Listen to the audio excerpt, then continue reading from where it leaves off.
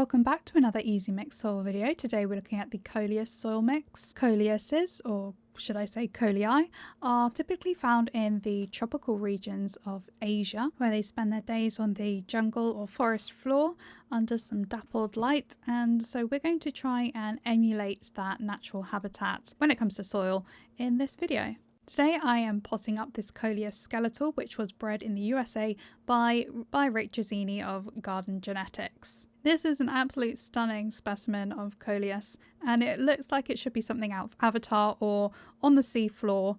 It looks almost alien in nature. First thing we're going to do with the soil mix is make a base, and I'm using John Innes mix number 2. John Innes isn't a brand, as a lot of different soil companies produce this mix because it is very popular. John Innes is a very good option for the base as it has the right pH levels and has lots of organic material in there, and the sandy element of it adds to the good drainage. Next up, I'm adding some word castings for that extra nutrient boost like they would have on the forest floor, some fine bark to emulate rotting wood, and some perlite for extra drainage.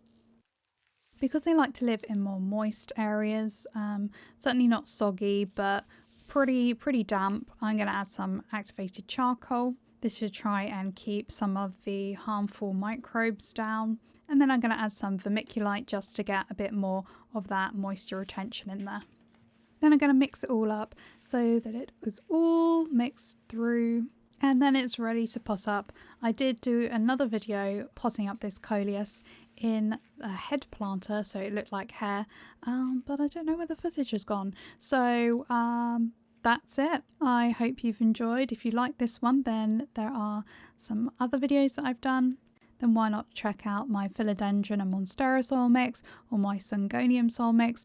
I'll be trying to do as many different types of plants as possible. Now, how much did it cost to make this? Well, the total cost was £7.15, which made 6.5 litres, which means the cost per litre is £1.10.